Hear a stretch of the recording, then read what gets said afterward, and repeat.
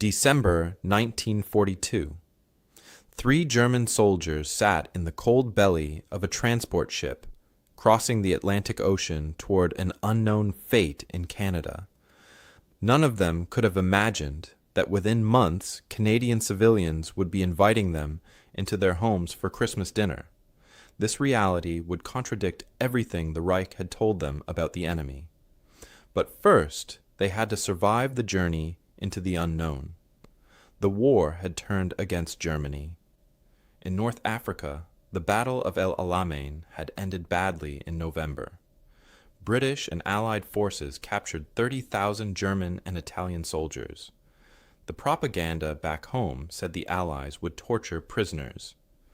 Nazi officers told their men that the enemy would work them to death in labor camps. They said British and American soldiers executed officers on sight. They warned that prisoners would starve on bread and water, freezing in Arctic camps. The Geneva Convention was just paper, they said. The enemy would ignore it. Hauptmann Friedrich Weber sat on a wooden bench in the ship's cargo hold, trying to keep his diary hidden from the guards. He was 34 years old, a former schoolteacher from Munich. Before the war, he taught history to children. He had a wife named Anna and 2 young children waiting at home. Weber wore an officer's uniform, though it was dirty and torn from the battle. He never loved the Nazis, but he loved Germany. He fought because his country called him. Now he wondered if he would ever see his family again. The propaganda said the Allies shot captured officers. Weber touched the small photograph of Anna in his pocket and prayed it was a lie. Beside him sat Unteroffizier Klaus Zimmermann, just 22 years old. Klaus grew up on a farm in Bavaria, raising cows and planting wheat. He joined the Hitler Youth as a boy and believed everything they taught him. He truly thought Germany would win the war and create a new world. Klaus worked as a mechanic in a Panzer tank division. His tank broke down during the retreat from El Alamein, and British soldiers found him trying to fix it. He still felt angry about being captured. He expected the Allies to beat him, maybe kill him. Klaus sat with his arms crossed, glaring at the Canadian guards who walked past. He would not show fear. He would die like a soldier if they came for him. The third man was Gefreiter Otto Hartmann, 28 years old, a carpenter from Hamburg. Otto never cared about politics. His father had been a social democrat before Hitler came to power, and Otto learned to keep his mouth shut and his head down. The army drafted him in 1940. He just wanted to survive and go home. A piece of shrapnel hit his leg during the battle, and it still hurt when he walked. Otto was practical. He figured being a prisoner was better than being dead. He would take whatever came next and try to make it through. The ship rocked on the waves for 15 days. 800 German prisoners crowded into the cargo hold. It was cramped and cold, but not as bad as Weber expected. The guards were stern, but they did not beat anyone. That surprised him. Twice a week, the prisoners got soup with actual meat in it. The bread was fresh, not moldy. Klaus muttered that the Allies were fattening them up before the slaughter, but Weber was not so sure. A Canadian medical officer came to check Otto's leg wound. The doctor used clean bandages and real medicine, not the dirty rags they had in the desert. Otto stared at the white bandages. He had not seen medical supplies this good in months. When was the last time a German doctor had real medicine to use? The Canadian doctor worked carefully, making sure the wound was clean. He even gave Otto pills for the pain. Klaus watched and said nothing, but Weber saw the confusion in the young man's eyes. The guards spoke English to each other. Weber understood some of it because he had studied languages in university. The guards complained about the cold weather. They talked about missing their families. They joked about bad food in the mess hall. They sounded like normal men, not like the cruel monsters the propaganda described. One guard shared his cigarette with a prisoner who asked for a light. Weber wrote in his hidden diary, "They waste fuel heating water for us to shower. They give us blankets. What kind of enemy does this?" The ship finally reached Halifax in late December. The winter cold bit through their thin uniforms as they lined up on deck. Canadian soldiers gave them wool blankets. Real wool, thick and warm. They took the prisoners to a delousing station with hot showers. Hot water. Weber could not remember the last time he felt hot water. The Nazis said the Allies were starving and weak, but these Canadians had fuel to heat water for prisoners. It made no sense. Doctors examined each man. They checked Otto's leg again and gave him more medicine. They offered Klaus a medical exam, but he refused at first. He still expected torture. The doctors shrugged and moved on. No one forced him. No one hit him for refusing. Klaus noticed this. His propaganda-filled mind struggled to understand it. Then came the train journey west. The Canadian Pacific Railway would take them 2,800 miles across the country to a place called Medicine Hat in Alberta. 4 days on a train, watching Canada pass by the windows. Weber pressed his face to the cold glass and stared. Every train station had electric lights blazing. The stations were not bombed. There was no rubble, no destruction, no burned buildings. Civilians on the platforms looked well fed. They wore good coats and warm boots. How was this possible? Germany had been at war for 3 years. Britain had been bombed. But Canada looked untouched, wealthy, almost casual about the war. Otto spotted farms through the window. The barns were enormous, bigger than entire apartment buildings in Hamburg. The farmhouses had 2 stories and looked solid and warm. Weber saw the same thing and wrote in his diary, "Not a single bombed building, no rubble anywhere. Where are the starving masses our radio told us about?" Even Klaus began to doubt. He stared out the window at a small town decorated for Christmas. Wreaths hung on doors. Colored lights glowed in windows. The town looked peaceful and rich. Klaus whispered, "Where are the starving people? Where is the suffering?" He had been told that the British and Americans were on the edge of collapse, that one more push would break them. But this did not look like a country losing a war. The train pulled into Medicine Hat Station on December 20th. The temperature was 15 degrees below zero. The prisoners climbed down from the warm train cars into the freezing air. Guards shouted orders in English. The prisoners formed lines, their breath making white clouds in the cold. Weber looked at Klaus and Otto. All 3 men wondered the same thing. What comes next? What kind of camp waits for us? Will the kindness continue, or was it all just a trick? Weber touched his diary in his pocket one last time and thought, "Whatever happens next, it cannot be worse than what we were told to expect. Can it?" Trucks drove the prisoners from the train station through the frozen Alberta prairie. The land stretched flat and white in every direction, covered in snow. The sky was gray and heavy with more snow to come. Weber sat in the back of a military truck with 15 other men, watching Medicine Hat disappear behind them. The town looked small but solid, with brick buildings and paved streets. Nothing was bombed. Nothing was broken. After 20 minutes, the trucks turned onto a dirt road and drove toward a cluster of wooden buildings in the distance. Camp 132 sat on 12,000 acres of empty prairie. Barbed wire fence ran around the whole camp, 10 feet high, with guard towers every 200 yards. The towers had Canadian soldiers with rifles watching. Weber counted the towers as the truck drove through the main gate. 12 towers for a camp this size. He had expected more. He had expected machine guns and searchlights and dogs. Instead, he saw wooden buildings arranged in neat rows, smoke rising from chimneys, and paths shoveled clear of snow.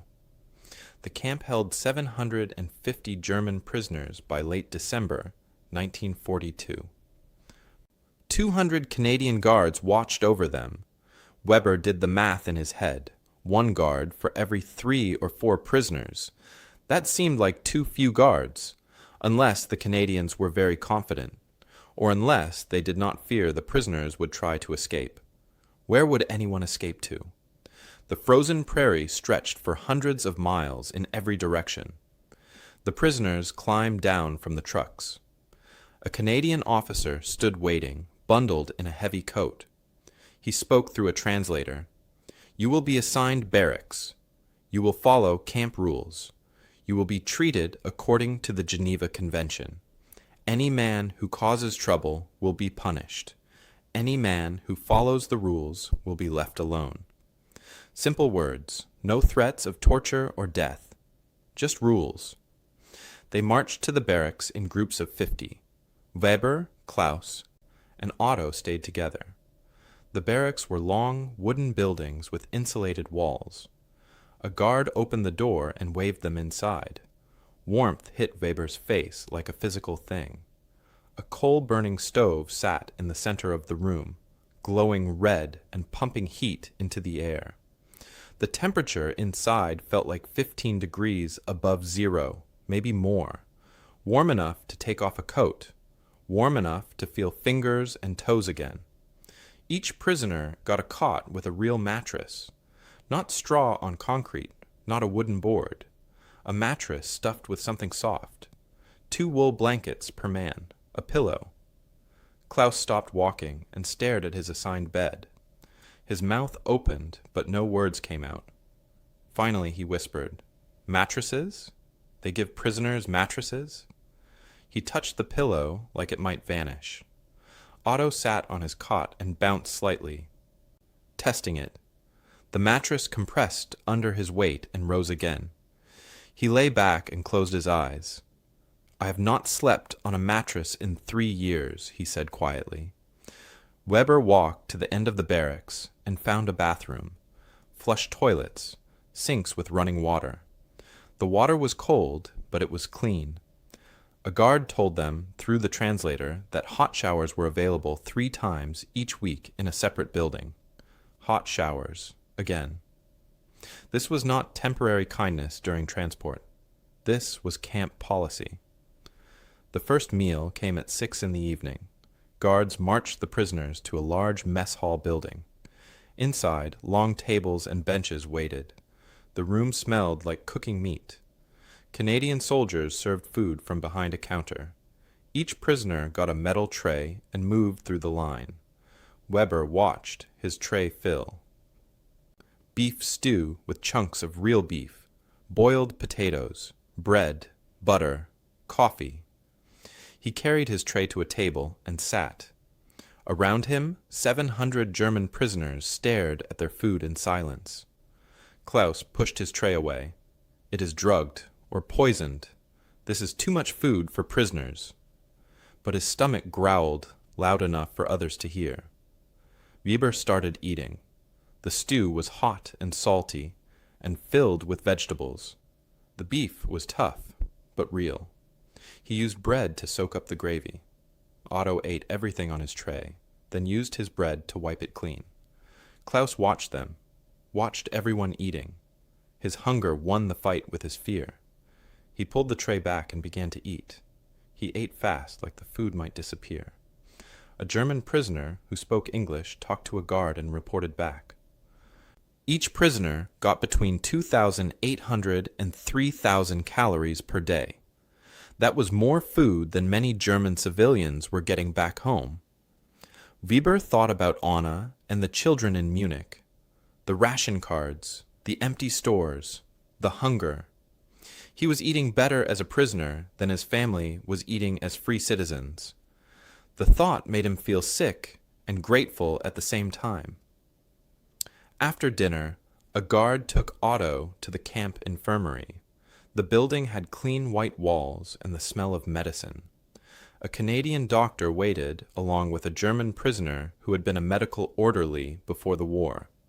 The doctor examined Otto's leg. He spoke to the German orderly, who translated. The wound is healing, but needs better medicine. The doctor applied sulfa drugs, new white bandages, and gave Otto pills for pain. Real medicine. Modern medicine. Better than anything Otto had seen in the German army. The doctor even wrote notes in a medical file. They were keeping records, tracking each prisoner's health. This was not a death camp. That night, Weber lay on his mattress under 2 wool blankets, listening to the coal stove crackle. The barracks was warm, his stomach was full, his body was clean from the shower. Everything the Nazis told him about Allied prisoner camps was wrong. Everything. Klaus lay on the next cot, staring at the ceiling. "This is temporary," Klaus whispered. "They will move us to the real camp soon. This is just for show." But his voice shook. He did not believe his own words anymore. Weber wrote in his diary by the light of a small bulb hanging from the ceiling. "We expected hell. We found something else. I do not understand." None of this makes sense. January brought new routines to Camp 132. After 3 weeks of settling in, the Canadians announced a work program. Local farms needed help because so many Canadian men had gone to fight in Europe. Any prisoner who wanted to work could volunteer. The pay was 50 cents per day in camp currency that could be spent at the canteen for cigarettes, chocolate, or soap. The work was real farm labor in the freezing Alberta winter.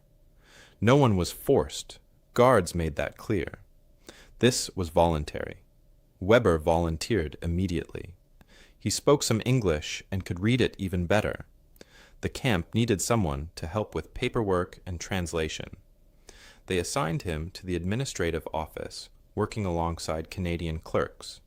He would process forms, translate documents, and help manage prisoner records.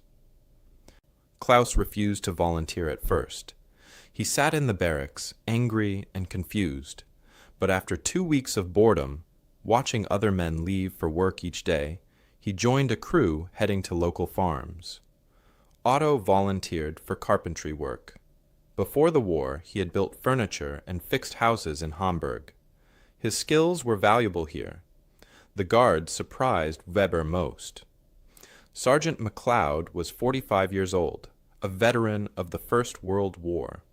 He had fought Germans in France in 1918. Now he watched over German prisoners in Canada. MacLeod was firm but fair. He enforced rules without cruelty. One night he found prisoners playing cards after lights out, which was against regulations. Weber expected punishment. MacLeod just told them to go to sleep and walked away. No beating, no solitary confinement. Just a warning. Later, Weber heard MacLeod talking to another guard in English. "They are just boys, same as ours, just on the wrong side." The first time Klaus met a Canadian civilian, everything he believed began to crack. Farmer John Henderson owned 600 acres of land near Medicine Hat. He grew sugar beets and wheat and raised cattle. Henderson was 58 years old, with gray hair and strong hands from a lifetime of farm work. He needed 6 men to help with winter repairs and animal care. Klaus ended up on his crew. The truck drove them 15 miles to Henderson's farm on a Monday morning in late January. The farm shocked Klaus more than anything so far. Henderson had a tractor, not an old broken one, but a working green tractor that started when he turned the key. He had a mechanical harvester sitting in a shed. He had electricity running to his barn and house. His farmhouse was 2 stories tall with smoke coming from 2 chimneys, meaning he could afford to heat multiple rooms. Klaus had grown up on a farm in Bavaria. His whole family shared 1 tractor with 3 other families. They had no electricity. They heated 1 room in winter, and Henderson was just 1 farmer. 1 man with more machinery and wealth than Klaus's entire village. Otto worked with Henderson too, repairing the barn door that had come loose in a winter storm. He measured and cut new wood, fitted hinges, made sure everything was square and solid. Good work made him happy. It felt normal in a world that felt insane. Around noon, Henderson's wife, Margaret, came out of the house carrying a tray. On it were 6 cups of coffee and a plate of cookies. Real coffee, hot and dark. Cookies with sugar, still warm from the oven. She handed them out to the prisoners like it was normal, like they were workers, not enemies. Klaus stared at her. She was a small woman, maybe 50 years old, wearing an apron and a wool sweater. She smiled at them. Actually smiled. She was not afraid. 6 German soldiers stood in her barn, and she brought them cookies. Klaus could not process this. In Germany, women feared soldiers, even German soldiers. The whole country lived in fear. But this woman showed no fear at all. She said something in English. Henderson translated into rough German. She says welcome. She hopes the coffee's good. Klaus took a cookie with shaking hands. Henderson spoke some German because his parents had come from Germany 40 years before. He talked to the prisoners while they worked, asking simple questions. Where were they from?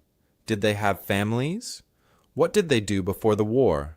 Normal conversation, human conversation. He asked Weber about teaching. He asked Otto about carpentry. He asked Klaus about farming. Klaus answered in short, suspicious sentences at first, but Henderson just nodded and kept talking, like Klaus was a regular worker and not an enemy prisoner. Weber started receiving mail in February. Prisoners could write 1 letter home per month and receive packages. He wrote carefully to Anna, knowing censors would read everything. He could not say much, but he told her he was safe and well fed. Her response came in late March. She wrote that food was harder to find in Munich. Ration cards did not guarantee anything. Stores were often empty. The children asked about him every day. She tried to sound cheerful, but Weber could read the fear between the lines. He sat on his cot and held the letter, feeling torn. He ate 3 meals a day while his family went hungry. Klaus received no mail. His family lived in Cologne, and the city had been bombed repeatedly by the British. He did not know if his mother was alive or dead. He wrote letters anyway, sending them to his old address and hoping. Every mail call, he waited. Every time, nothing came. The silence hurt worse than any punishment. Otto's father sent a letter in April. He wrote in simple words that Otto might be safer in Canada than in Hamburg. The bombing was getting worse. People were dying. Buildings were collapsing. Otto read the letter 3 times and then sat quietly for an hour.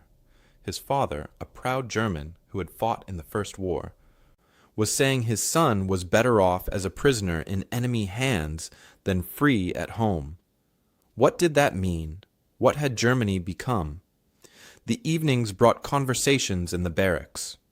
Men talked about what they saw, what they thought, what they believed. The younger prisoners, the ones who had grown up under Hitler, stayed defiant longest. They argued that this was all a trick. The Canadians were weakening them, preparing them for interrogation or execution. But the older men, especially those who remembered Germany before the Nazis, were less sure. Weber noticed the divide. The Hitler youth generation could not admit they might have been lied to. The older generation already suspected the truth. The camp started a library in March. 200 books in German, donated by German immigrants who had lived in Canada for decades. The books covered everything: history, science, fiction, farming guides. Weber borrowed a book about Canadian history and read about democracy and voting and freedom of speech, concepts the Nazis had destroyed in Germany. The camp also offered classes, English lessons, agricultural training, trade skills. Weber started teaching English to other prisoners. Klaus joined a carpentry class with Otto, learning to build furniture. He never admitted it, but Weber saw Klaus paying close attention, learning skills he could use after the war. Recreation helped pass the time. Prisoners organized a football league. Not American football, but soccer. They played in a field inside the camp, Germans versus Germans, guards watching from the sides and sometimes cheering. Chess tournaments ran every week. A prison choir formed, singing German songs.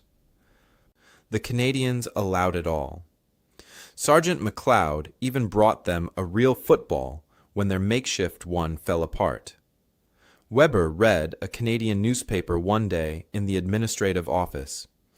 The censors had cleared it, removing articles about military operations, but they left in an article about something called the Beveridge Report in Britain. It described plans for Social Security, health care for everyone, education, and support for the poor. The enemy was planning to take care of its citizens after the war. Germany planned conquest. Britain planned hospitals and schools. Weber thought about this for days. Otto saw something that changed his thinking forever. Henderson's teenage son, 17 years old, showed Otto a magazine called Popular Mechanics. The pages were full of new inventions, machines, cars, airplanes, and gadgets. American and Canadian industry creating new things every month. The Nazi propaganda said America was an industrial wasteland, a failed country. This magazine showed the opposite, page after page of innovation and abundance. Otto asked if he could keep the magazine. The boy said yes. Otto read it cover to cover 3 times. Klaus had his moment in late April. He was working in Henderson's kitchen, fixing a cabinet door. Margaret was cooking, and she mentioned that her mother's name had been Hildegard. Klaus stopped working. His mother was named Hildegard too. Margaret asked about her. Was she well? Did she live in a city or the country?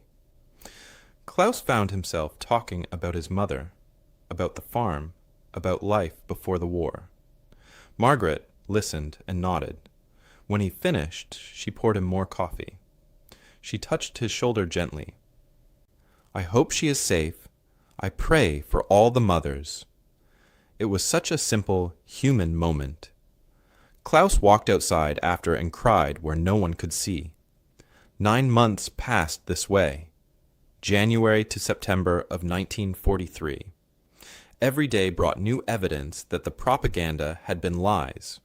No torture came, no starvation, no brutality. The only punishment anyone received was canceled privileges for breaking rules.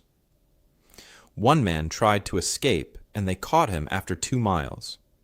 He spent a week in a cell with reduced rations, then returned to normal camp life. That was it. Weber filled his diary with contradictions.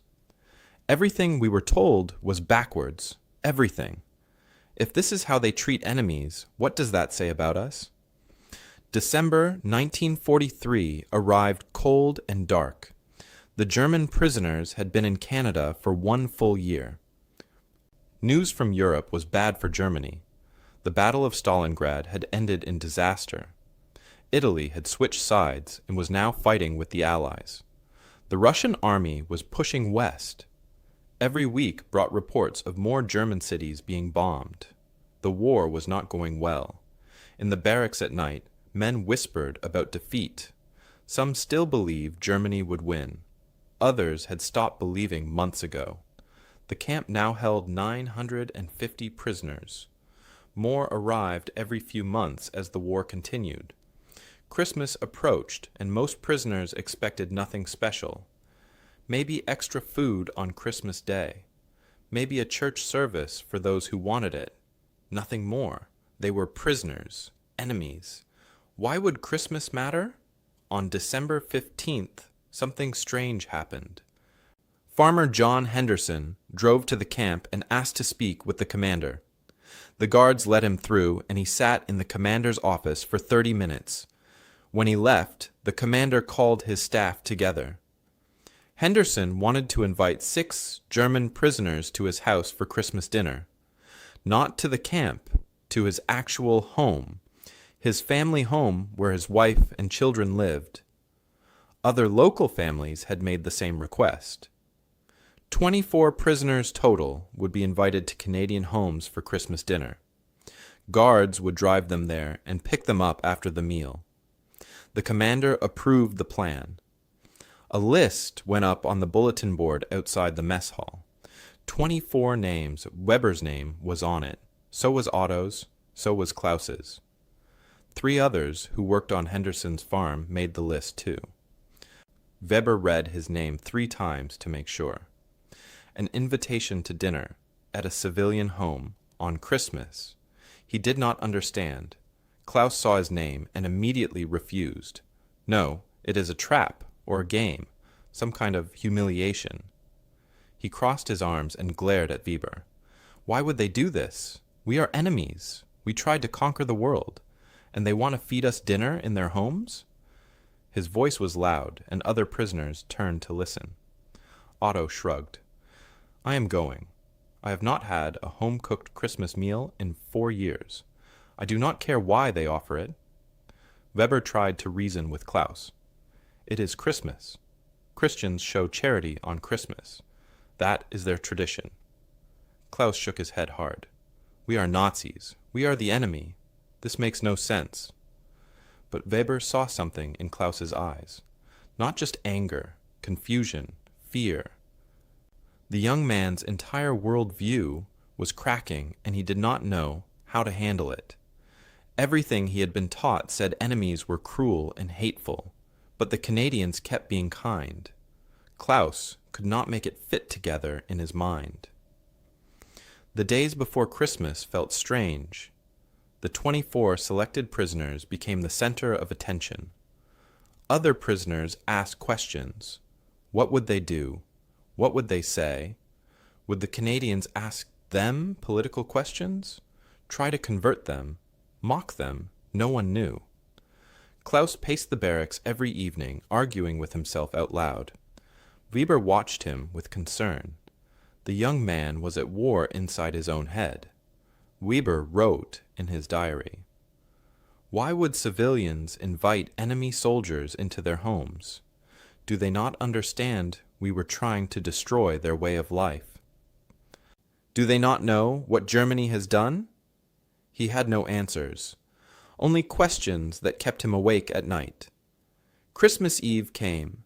December 24th, 6 o'clock in the evening, 6 prisoners stood by the camp gate, wearing their cleanest clothes. The Canadians had given them winter coats to wear, real coats with warm lining. A military truck waited, engine running, exhaust white in the frozen air. Klaus almost did not come. He stood at his barracks door for 5 minutes, frozen with indecision. Finally, Otto grabbed his arm. Come on, face your fear. Klaus followed, his face pale and tight. The drive took 15 minutes through the snowy prairie. No one spoke. The truck's headlights cut through the darkness, showing endless white fields. Then Henderson's farm appeared. The 2-story house had every window glowing with warm yellow light. A Christmas tree stood visible through the front window, decorated with ornaments that caught the light. A wreath hung on the front door. Smoke rose from 2 chimneys. The whole scene looked like a painting of peace and home and safety. The truck stopped. The prisoners climbed out. Klaus stood still, staring at the house. Weber heard him whisper in German, We bombed their cousins in England. We killed their allies in France. Why are they doing this? No one answered because no one knew. John Henderson opened the door before they could knock. Warm air and the smell of cooking food poured out. Roasting turkey, baking bread, cinnamon and pine. Henderson smiled and waved them inside. Welcome. Come in. Get warm. His German was rough but understandable. They entered, taking off their coats in the hallway. The house was warm, heated by a coal furnace that must have cost a fortune to run. The dining room table was set for 11 people, Henderson's family of 5 and the 6 prisoners. Margaret Henderson came from the kitchen, wiping her hands on an apron. She greeted each prisoner by name. She had learned their names. She smiled at Klaus and said in careful German, "I am happy you came." Klaus could not speak. He just nodded. The 3 Henderson children sat at the table, watching the prisoners with curiosity but not fear. The oldest was 18 years old, a young man in Canadian Army training. He would deploy to Europe soon to fight Germans, and tonight he sat at dinner with German prisoners. The middle child was 15, a girl who kept looking at the prisoners and giggling nervously. The youngest was 12, a boy who asked Otto in English if he could really build furniture. Otto nodded and the boy grinned. The meal was incredible. Roast turkey, golden and steaming, mashed potatoes with real butter, vegetables, gravy, fresh bread, cranberry sauce. More food than Weber had seen on one table in years. Margaret served everyone, putting generous portions on each plate. She urged them to eat, to have more, to enjoy. Klaus stared at his plate like it was an enemy. Otto started eating immediately, making happy sounds. Weber ate slowly, tasting everything, trying to understand this moment. Henderson's oldest son, the one training to fight in Europe, spoke directly to Klaus in broken German. "Where are you from?" Klaus answered quietly. "Bavaria, a farm." The young man nodded. "I want to see Germany someday, after the war. See the mountains." He spoke without anger, without hate, just curiosity. Klaus's hands started shaking. After dinner, Henderson led them to the parlor. A Christmas tree stood in the corner, decorated with homemade ornaments and candles. Presents sat underneath, small wrapped packages. Henderson picked up 6 of them and handed one to each prisoner. "For you. Merry Christmas." Weber unwrapped his slowly. Inside were new socks, a chocolate bar, and a pack of cigarettes. Simple things, practical things, but wrapped with care and given with warmth. Klaus held his package and stared at it. His breathing got faster, his eyes filled with tears. Suddenly he stood up, the package falling from his hands. Tears streamed down his face. He tried to speak in English, words tumbling out, broken and desperate. "Why? Why do this? We are enemies. We are Nazis. Why?" His whole body shook. Margaret Henderson stood up and walked to him. She was a small woman, and Klaus was a tall young man, but she looked up at him with gentle eyes. She spoke in German, slowly and clearly. "You are not Nazis tonight. You are young men far from home at Christmas. You are someone's son, someone's brother. Tonight you are just a boy who misses his mother." She touched his arm gently. Klaus broke. He sat down hard in a chair and cried like Weber had never seen a soldier cry. Great shaking sobs that came from somewhere deep and painful. All the propaganda, all the lies, all the hate he had been taught. It was crashing down inside him, and he could not hold it together anymore. Otto looked away, uncomfortable. Weber felt his own eyes burning with tears. Henderson let Klaus cry. No one spoke. The radio played Christmas carols quietly. The tree lights glowed. The house smelled like pine and turkey and home. After a long time, Klaus stopped crying. He wiped his face with his hands. Margaret handed him a handkerchief. He took it and whispered, "Thank you." Weber sat watching and understanding. They invaded this world. They tried to destroy it. And the Canadians responded with kindness. Not weakness, kindness. If this was defeat, what was victory? If this was the enemy, who were the good people? Everything was backwards. Everything he believed was wrong. The drive back to camp was silent. Klaus stared out the window, tears still on his face, but quiet now.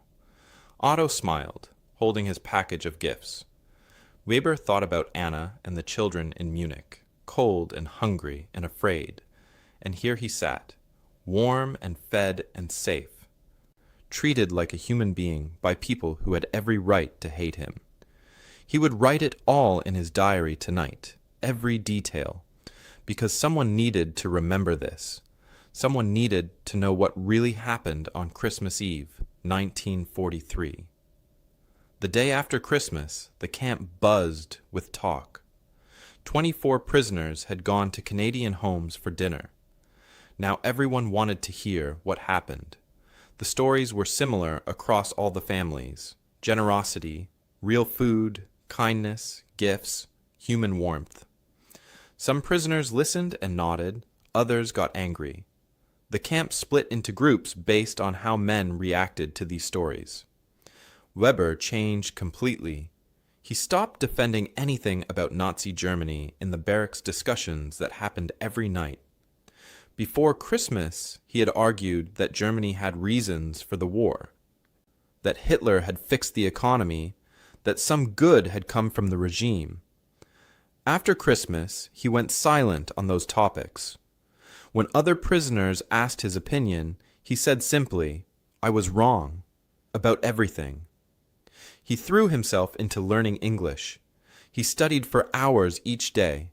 He talked about staying in Canada after the war. "There is nothing for me in Germany," he told Otto, "only ruins and lies." His letters to Anna changed. He had to be careful because censors read everything. But he found ways to say what he meant. In February, he wrote, "The propaganda about the Allies was not true. They are not what we were told."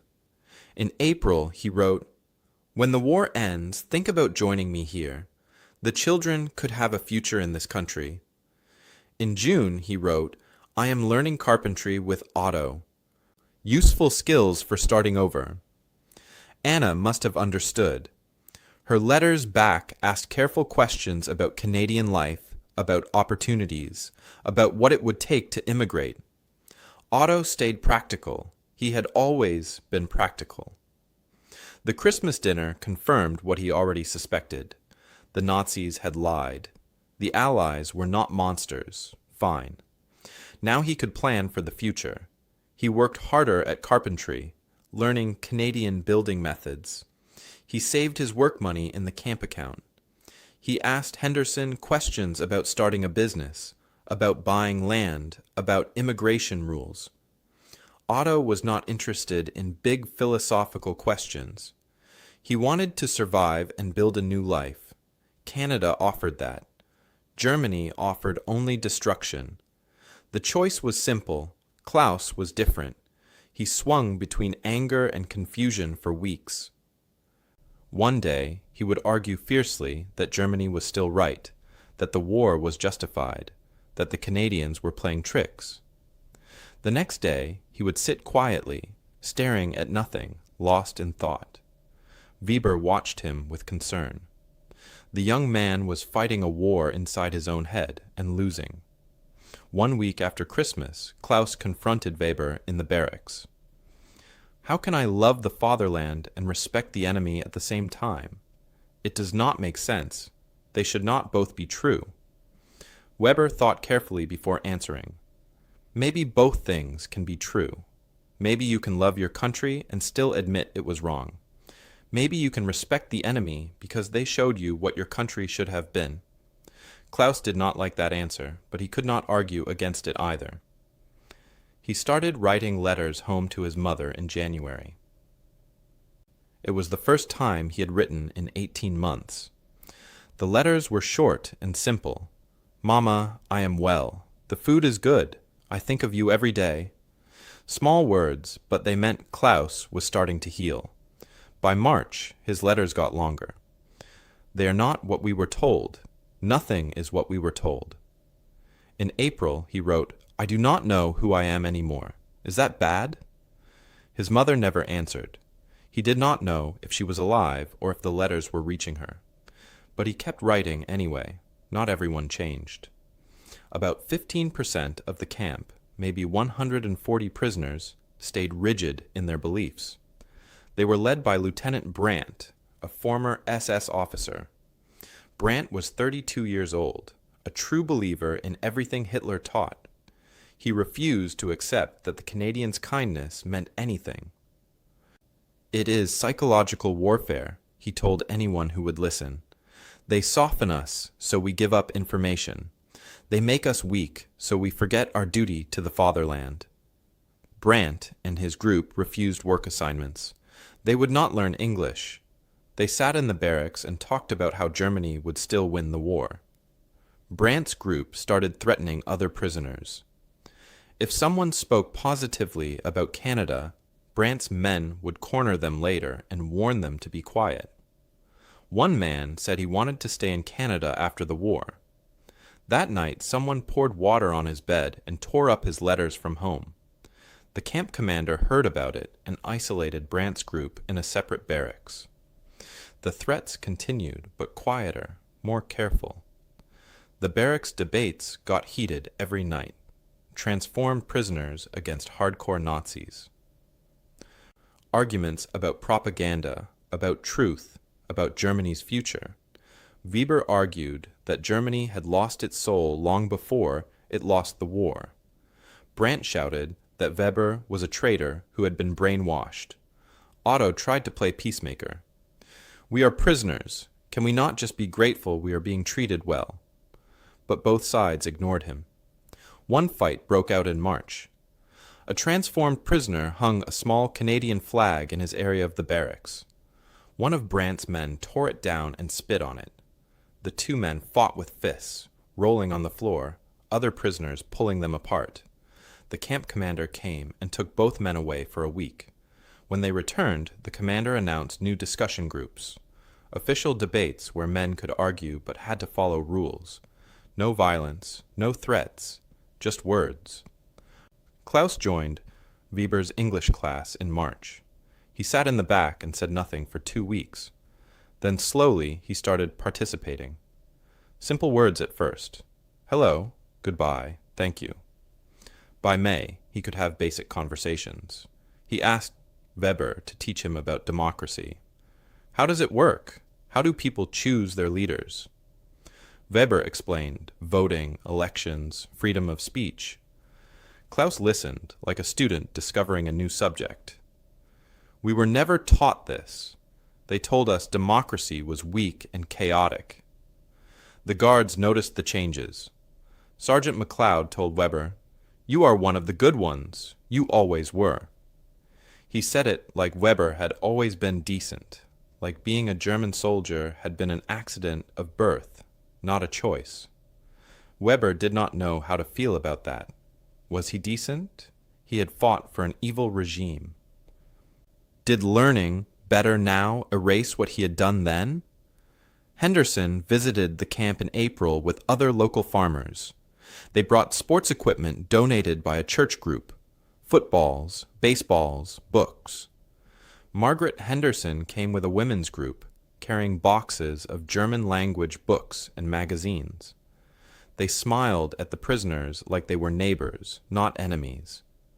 Some Canadians in town still distrusted the prisoners. The newspaper printed letters from people who thought POWs should be treated more harshly. But most locals seemed to support the Geneva Convention approach. Weber understood now what propaganda had done. Every atrocity they said the Allies would commit was just projection of our own actions, he told Klaus one night. We were told the Allies would torture prisoners because that is what we did. We were told they would starve us because that is what we did. The propaganda told us what we were guilty of and claimed it was the enemy. Klaus nodded slowly.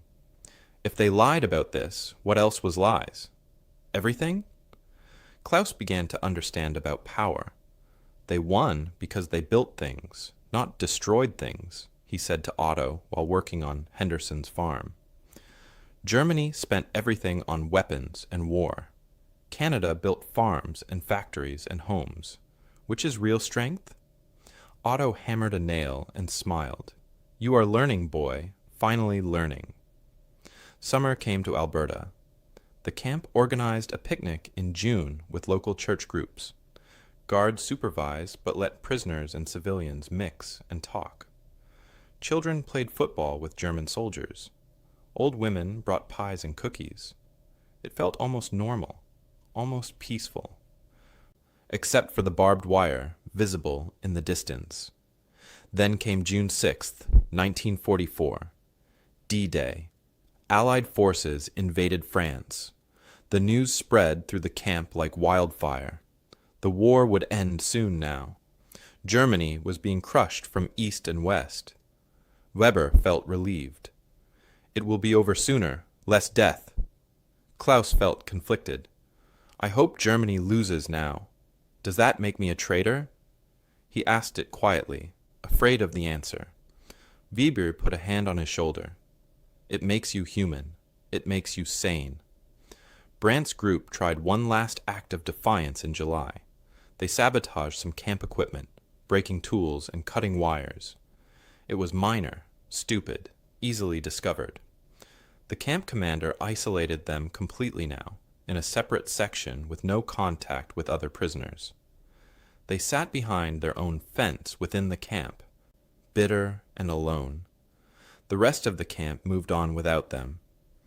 By summer of 1944, the majority of prisoners were pro-Allied and anti-Nazi. Not because they stopped loving Germany, but because they understood the difference between a country and a regime. They could love German culture, German language, German history, while hating what Hitler had done to it. Weber wrote in his diary, Germany lost its soul when it chose hate over humanity. The Canadians showed me what we could have been if we had chosen differently.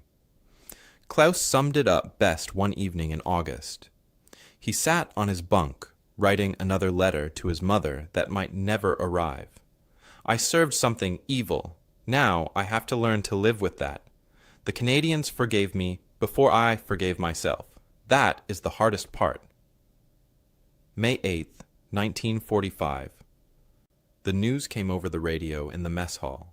Germany had surrendered. The war in Europe was over. 900 German prisoners sat in silence, trying to understand what this meant.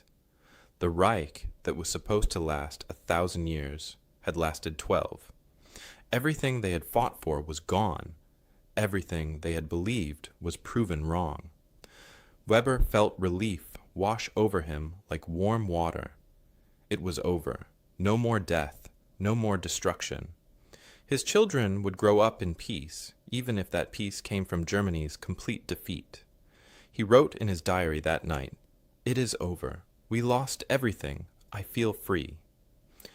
Klaus wept quietly in his bunk, mourning something he could not name. Not Germany exactly. Maybe the version of Germany he had believed in as a boy.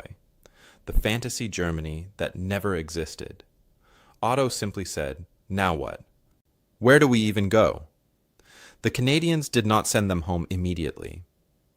The logistics were complicated. Ships were needed to bring Allied soldiers home first, and Canada still needed farm labor. The war was over, but the work continued. Most prisoners were happy to keep working. What was the rush to return to a destroyed country? Weber got promoted to help run camp administration. He processed paperwork, helped with translations, managed records. Otto kept building furniture for Canadian families who paid him in real money now, not just camp currency. Klaus worked on Henderson's farm and studied English every evening. Through the summer and fall of 1945, the camp slowly emptied. Some prisoners left each month, shipped back to Germany. But the Canadian government made an announcement that changed everything. Any German POW with needed skills could apply to stay in Canada permanently. 6,000 men across all the camps could immigrate if they wanted. The applications came in floods. Weber applied immediately. He wanted to bring Anna and the children to Canada. He had a job lined up as a school teacher. He spoke English well now. He had references from Canadian officers. His application went to the top of the pile. Otto applied too. Henderson had offered him a permanent job and help buying land. Germany is rubble, Otto said. Canada is the future. Why would I go back? Klaus was uncertain. He needed to see his mother first, find out if she was alive, see what was left of home. Then he would decide. Preparations for repatriation took months. Medical examinations to make sure no one was sick. Documentation of where each man would go in Germany. Return of personal belongings that had been stored since capture. Weber got back his officer's uniform, clean and folded. It felt like it belonged to a different person. Klaus got back a photograph of his mother that he had carried into battle. The paper was worn and creased, but her face was still clear. Otto got back a small knife his father had given him. These tiny objects were all that remained of their old lives. Henderson hosted a final dinner in October. Weber, Otto, and Klaus came one last time to the warm farmhouse. Margaret cooked another huge meal, turkey again, like that first Christmas. The Henderson children were there, including the oldest son who had gone to Europe and returned safely. He shook hands with each German prisoner and said, "Glad you boys made it through." Just like that. Glad you made it. No mention of being enemies. No anger about the war. Just relief that everyone survived. Henderson gave Otto an envelope. Inside was a letter of reference, saying Otto was an excellent carpenter and a good man. Also, 100 Canadian dollars, more money than Otto had ever held at once. "For when you come back," Henderson said, "you will need it to start." Margaret gave Weber a similar letter for teaching jobs. She had written it herself in careful English, praising his character and work ethic. Klaus received letters too, and Henderson's address. "You are always welcome to visit, always." Klaus tried to thank them, but his English failed him. He said it in German instead, tears in his eyes. "You saved my soul." Christmas 1943 saved my soul. Sergeant McLeod said goodbye to each man personally. To Weber, "You would make a good Canadian. Think about it." To Klaus, "You figured it out. Not everyone does. Be proud of that." To Otto, "See you at Henderson's farm next year?" And Otto grinned. "Count on it, sir." McLeod shook their hands. He had guarded them for 3 years. Now he treated them like old friends. War made strange relationships. December came, and the first group prepared to leave. Weber, Otto, and Klaus were all on the same ship. They boarded in Halifax and sailed east across the same Atlantic they had crossed as prisoners 3 years before. But everything was different now. They were not prisoners anymore. They were men going home to an uncertain future. The ship was not crowded. The food was decent. No one locked them below deck. Weber stood at the rail and watched Canada disappear behind them. He thought about everything that had happened. "I came as a prisoner and leave as a changed man," he said to Otto. Klaus joined them at the rail. "I came believing in the Reich and leave believing in nothing. Or everything. I do not know anymore." Otto lit a cigarette and shared it. "I came wanting to go home and leave, wanting to come back here. Life is strange." They carried physical things with them. New clothes the Canadians had given them. Tools Otto had made. Books Weber had studied. Money from work. Letters of reference. But the mental cargo weighed more. They carried understanding of democracy. They carried guilt about the past. They carried hope for the future despite everything. Weber carried letters from Anna saying Munich was destroyed and she wanted to leave. Klaus carried Henderson's address in his pocket like a talisman. Otto carried a job offer that was valid for 5 years. The ship docked in Bremerhaven in January 1946. The prisoners walked down the gangplank onto German soil for the first time in over 3 years. Weber stopped and stared. The port was damaged, half destroyed by bombing.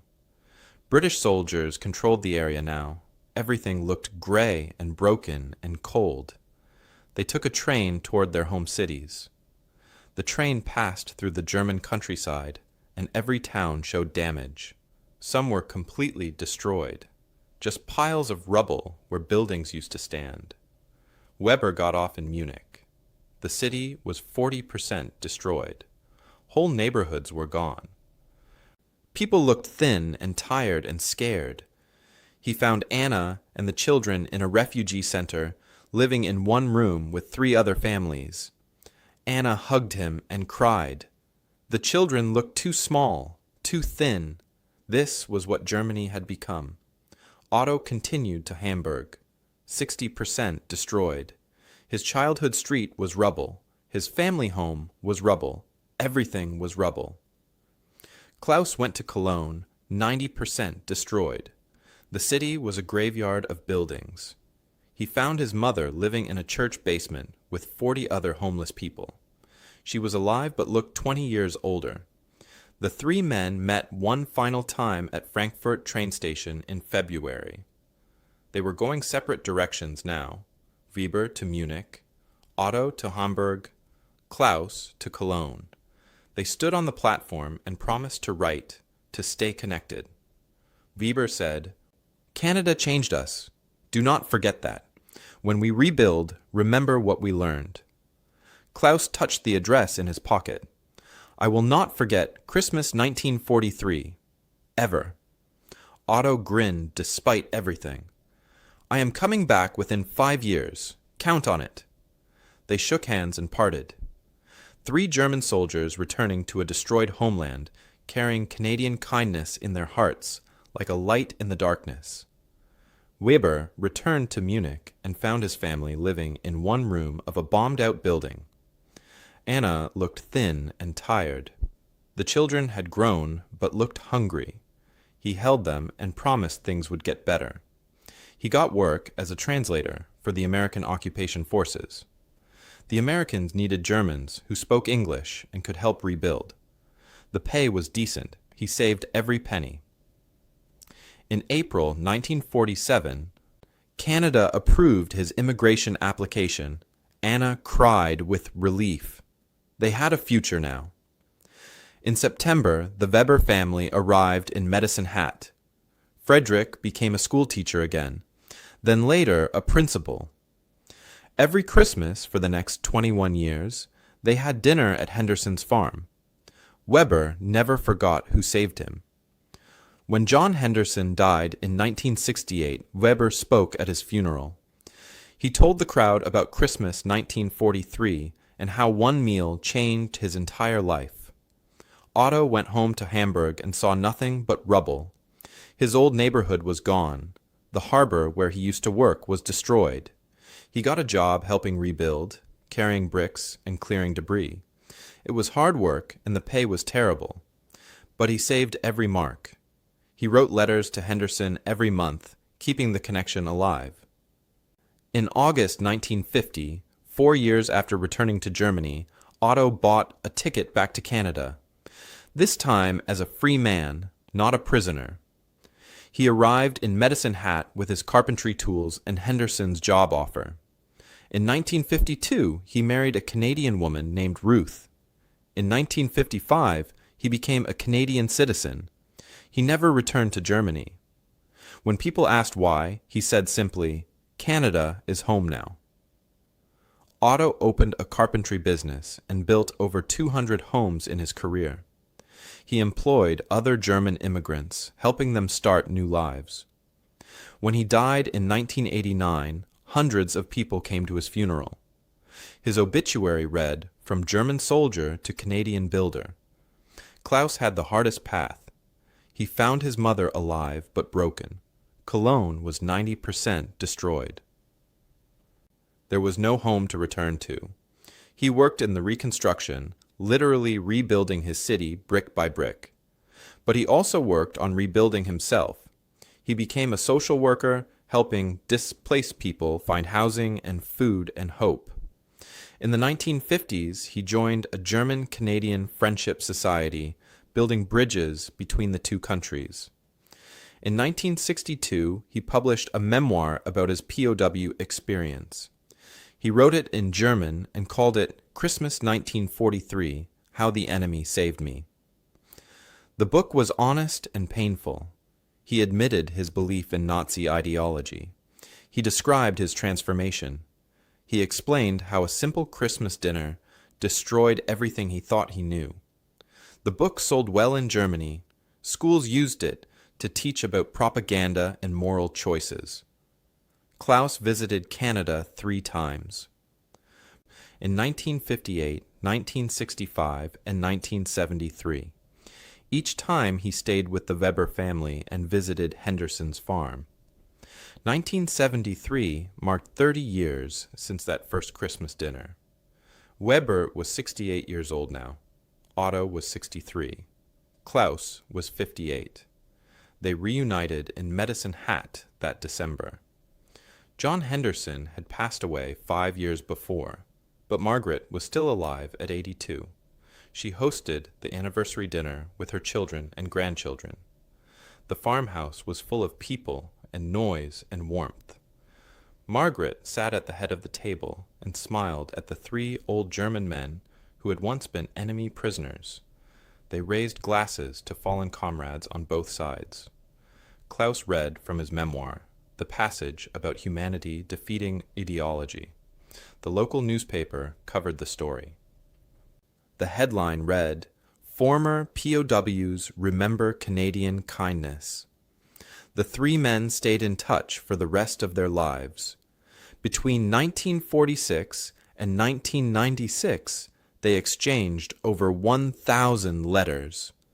They wrote about their families, their work, their thoughts on politics and history. They wrote about memory and forgiveness. Weber wrote in 1955, "We were defeated by kindness, and it was the greatest victory of our lives." Otto wrote in 1970, "I think of Henderson every Christmas. He taught me what it means to be a good man." Klaus wrote in 1980, "We 3 know something most people do not. Your enemy can teach you more than your leaders ever will." The Weber children grew up Canadian. Both became teachers like their father. Their children included a doctor, an engineer, and a social worker. The family established a scholarship at the local high school in 2005. They called it the Friedrich Weber Peace Award. Students had to write an essay about how understanding replaces hatred. Otto's carpentry business employed over 30 people during his career. He built homes for German, Ukrainian, and Polish immigrants. He helped them start new lives in Canada, just as Henderson had helped him. His funeral in 1989 drew hundreds. People remembered him as a community pillar, a Rotary Club member, a church leader. Klaus's memoir was translated to English in 1985. He spoke at German schools about the dangers of propaganda until he was too old to travel. He visited Canada one final time in 1989 at age 74. He died in 1996. His will requested burial with both a Canadian flag and a German flag, representing the 2 countries that shaped him. Of the 34,000 German POWs who came to Canada, approximately 6,000 stayed permanently. Medicine Hat's camp contributed 150 immigrants. These men helped rebuild Canada after the war. They worked on farms, in construction, in education, and in medicine. Their children became fully Canadian while maintaining German heritage.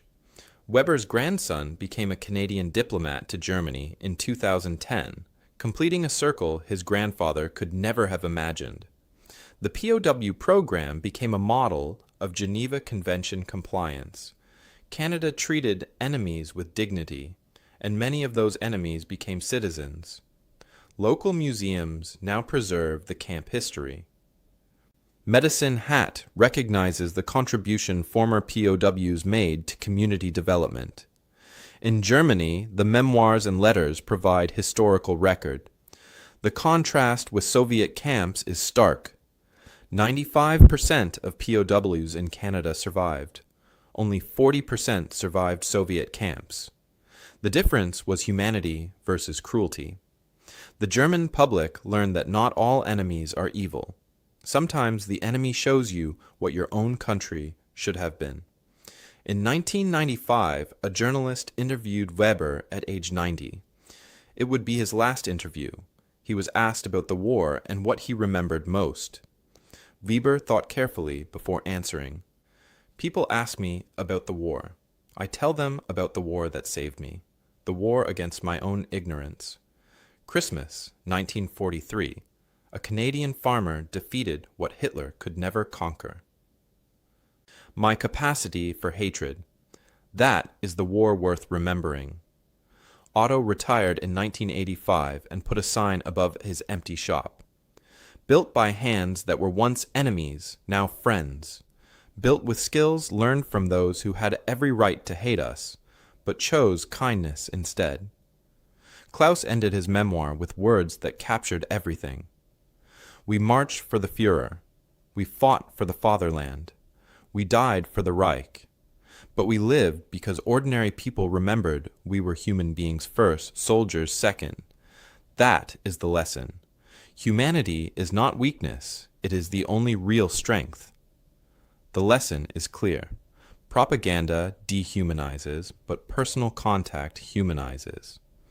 True strength is not domination, but dignity. Kindness is not weakness, but courage. Small acts can transform lives and break ideologies. The Christmas dinner of 1943 was not just a meal.